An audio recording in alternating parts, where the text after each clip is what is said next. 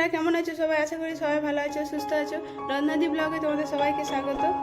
তো আজকে তোমাদের সাথে একটা ভিডিও শেয়ার করব, সেটা হচ্ছে বাচ্চাদের ঠান্ডা লাগলে ঘরোয়া পদ্ধতিতে কীভাবে সেটা তাড়াতাড়ি ভালো করা যায়, তো সেটা নিয়েই। বাবুর একটু ঠান্ডা লেগেছে, কাল সারা রাত ঠিক করেও ঘুমায়নি, খালি খালি কাঁদছিল। তো সকালে উঠে বুঝলাম যে ওর ঠান্ডা লেগেছে, নাক দিয়ে হালকা কাঁচা জল গড়াচ্ছিল। তো রাতে নাক জ্বালা করছিল, সেই জন্য ঘুমায়নি ঠিক করে, কাঁদছিল খালি। তো সেই জন্য আজকে ওকে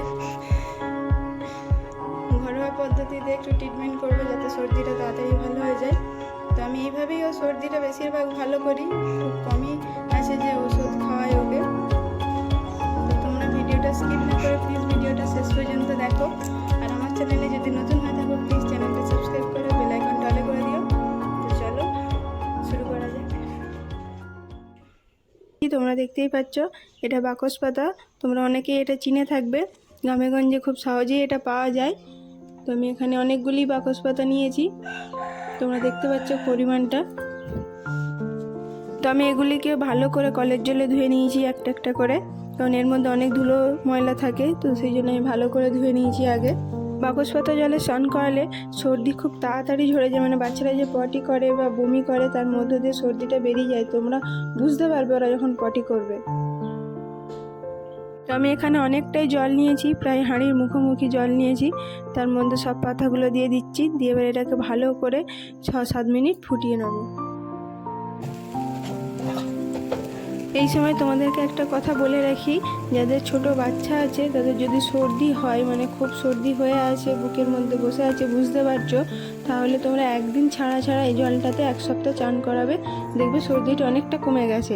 আর যাদের বাচ্চা সর্দি নেই, তোমরা চাইলে তাও এটা সপ্তাহে একবার করে মানে এই জলে চান করাতে পারো, তাহলে আর সর্দিটা হওয়ার ভয় থাকবে না, আর হলেও সেটা বাড়াবাড়ি হওয়ার ভয় থাকে না। তো জলটা হয়ে গেছে, এবার এটাকে ঢেলে নেবো। তোমরা দেখতে পাচ্ছ জলটা কেমন সবুজ হয়ে গেছে। আর আমি এখানে বড় পাত্র নিয়েছি, কারণ এর মধ্যে ওকে বসিয়ে দেবো, তো সেই জন্য একটু বড় জায়গা নিয়েছি। তোমরা এরকম একটু বড় জায়গায় নেবে, তাহলে বাচ্চাকে চান করাতে সুবিধা হবে।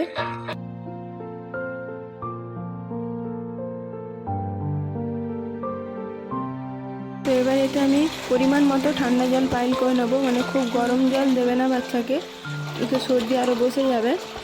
মানে হাত ছোঁয়া হালকা হালকা গরম থাকবে সেরকম জলে বাচ্চাকে চান করাবে। আর জলের পরিমাণটা একটু বেশিই রাখবে, কারণ বাচ্চাকে এই জলে বসানোর পর যেন বাচ্চার বুক পর্যন্ত জলটা যায়। এই যে বাবুকে দেখতে পাচ্ছ, ওর কত দূর পর্যন্ত জলটা গেছে, এই রকম যেন জলটা থাকে, তাহলে ভালো হয়।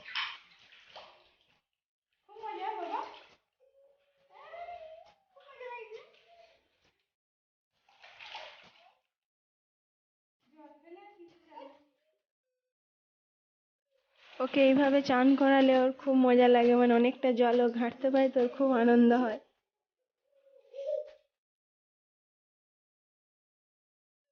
এই জলের মধ্যে বাচ্চাকে 2-3 মিনিট বসিয়ে রাখবে, তারপর তুলে নেবে, কারণ বেশিক্ষণ বসিয়ে রাখলে হিতে বিপরীত হতে পারে, উল্টে ঠান্ডা লেগে যেতে পারে, সর্দি আরও বেড়ে যাবে। তো সেই জন্য 2-3 মিনিট পরেই বাচ্চাকে তুলে নেবে। হ্যাঁ, বাবুকে এই জলে প্রায়ই চান করায়, মানে প্রতি সপ্তাহে একবার করে ওকে চান করায়।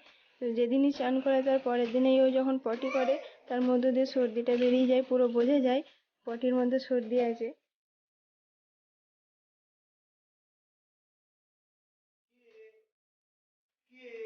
তো এবার আমি বাবুকে তুলে নেব, তো তার আগে ওর গা হাতটা একটু ভালো করে পরিষ্কার করে দিচ্ছি। আর এই বালতির মধ্যে আমি আগেই 2 মগ জল তুলে রেখেছিলাম ওর মাথায় দেওয়ার জন্য, কারণ এই জলটা তো নোংরা করে ফেলেছে, তো সেই জন্য আগে সরিয়ে রেখেছিলাম একটু জল।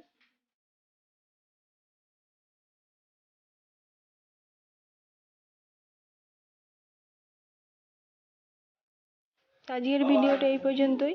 আজকের ভিডিওটা যদি তোমাদের ভালো লেগে থাকে, একটা লাইক করো, কমেন্ট করো, আর আত্মীয় পরিজনদের সাথে শেয়ার করো।